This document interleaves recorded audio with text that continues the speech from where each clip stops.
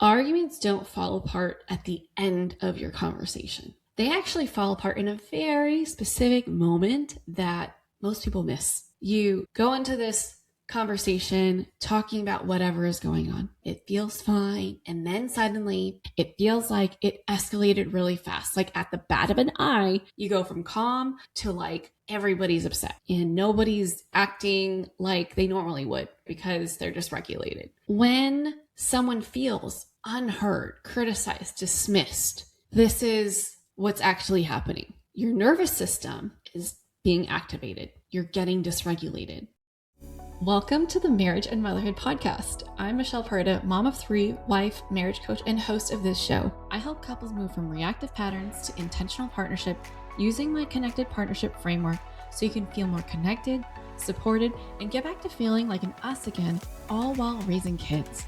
If you've ever felt like you and your partner keep having the same arguments on repeat, or like you've slowly become more like roommates than partners, you're not alone, and your marriage is not broken.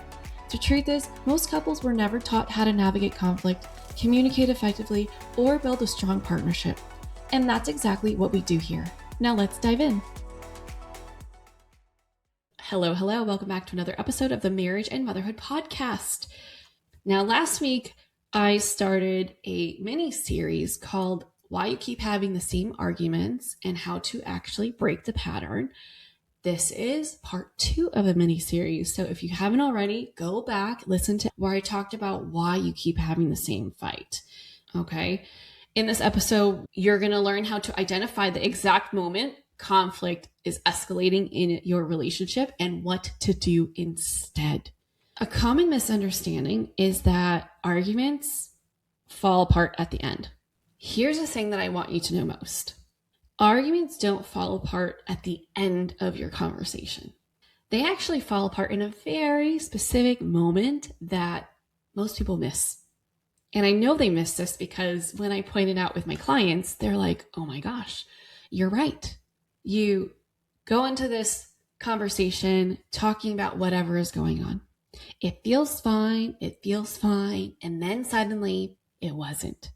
It feels like it escalated really fast. Like at the bat of an eye, all of a sudden you go from calm to like everybody's upset and nobody's acting like they normally would, right? Because they're dysregulated.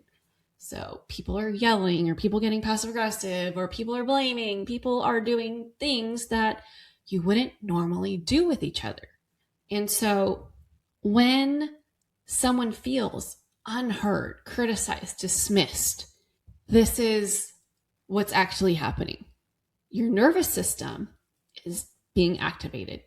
You're getting dysregulated. And we've seen this day in, day out with our kids, right? When they're having tantrums or when they're having a rough day, they lose it. And you're all of a sudden, you're like, what just happened? It was like a Dr. Jekyll and Mr. Hyde situation. Like you were fine and now you are clearly not. And I don't know what happened. I was just standing here. But what happens is when our nervous system gets dysregulated, we either fight, flight, freeze, or fawn. And we lose our access to logic, our rational thinking, how we normally are. And that's what causes all this, like, let's call immature behavior, because that's what we see in our kids. Obviously, their brains are not fully developed. So a lot of the things they do are considered immature. And that's what happens when we get dysregulated, right? Our immature selves come out to play and we're like, oh gosh, looking back, you're like, oh, why did I do that? It's kind of embarrassing, right? Sometimes we'll feel guilty. Sometimes we'll feel ashamed. Sometimes it's just super cringe. And that is everybody. Everybody does that. Okay. And when we reach that point, you're no longer trying to solve the problem. You're trying to protect yourself, right? Remember when I said logic is not accessible? We go into self-preservation mode and we each have our own ways of handling that. So we'll either get really critical of the person and blame, or bring up things that they did wrong, or we will get super defensive, or we will shut down, or maybe we'll leave, or maybe we'll just say things just to get it over. But really, we don't mean what we're saying. We just want it to end. But this is the moment that determines the trajectory of how the conversation will go. So what really is needed is an interruption in the pattern that you guys have developed over time. And that's why I talk so much about the power of pausing. When we pause, we can bring awareness into the situation. We can bring awareness into the conflict escalating. And we can choose not to match the energy of our partner at the time. We, at this point, have the power to pivot, right? Imagine a fork in the road, right? It's like, okay, well, do I want to go left or do I want to go right? And this is a self-mastery aspect of my framework, the connected partner method. If you can catch yourself here, oh my goodness, it changes everything. Okay? Like, I want you to imagine if you are driving and you just turn your wheel a little bit to the left, even if it's like 1 degree to the left, you're going to end up somewhere completely different over time with that minor adjustment, as opposed to you just continuing to go straight, right? Even that 1 degree of change will create a different trajectory for you, a different path. And so I want to bring up this example of a couple that I worked with where whenever there was an issue, one of them would escalate. The other person would mirror them, right? So if one person's yelling, the other person would yell back. If one person was getting really upset, their partner would meet them there at that level, at that same intensity of frustration and anger. And that continued the loop. So in this situation, it's the wife that would tend to be more reactive, right? So in this particular example, the wife would get upset because this husband, he owns his own business and he had trouble coming home at a predictable time. And so when she's at home, she's trying to wrangle the kids, get dinner on the table, but she wouldn't know when he would get home for dinner. It varied throughout the week. And so he would come in and she would just let him have it because she's over it, right? She's overstimulated. She's burnt out from being with kids and burnt out from the uncertainty of when is relief coming? When is my partner coming? When do I not have to do this alone anymore? And whatever she met him with, whether it's passive aggressiveness or anger, he would do the same back to her. And that would upset her because she's like, well, why are you mad? Why is it now about you when I'm the one that's mad? I'm the one that this has been happening to. And so they would go back and forth. They would trigger each other. However, once they started implementing the pause, even just one of them, right? Just one of them pausing, everything changed. When she started pausing, he was able to not have to feel like he would have to brace himself before going into his home, right?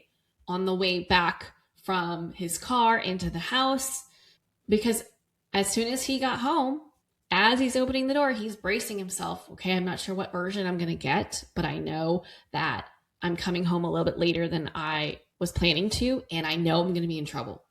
But as soon as she started pausing and really being intentional about how she approached her husband to fix the issue or talk about it, let him know what's going on, he no longer had to meet her there, right? He was able to mirror that version of her, right?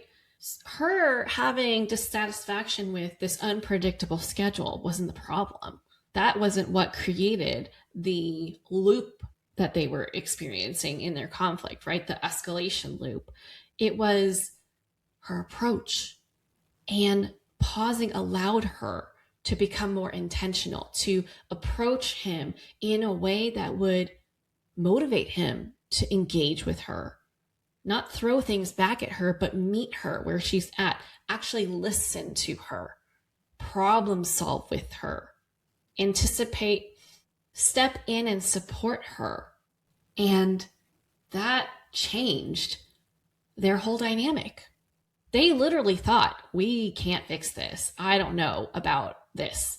We love each other, but I just don't know if this can change anything. They literally thought that it wouldn't be able to get fixed. And just this one thing changed so much for them. So instead of reacting, she was able to name what's happening. She was able to share how she felt instead of act on how she felt, which is a very big difference. So for example, what I would like you to do for your micro shift today is try on this new way of doing things. So instead of you reacting, I want you to start calling out how you feel, what's happening. Like, I feel myself getting defensive right now.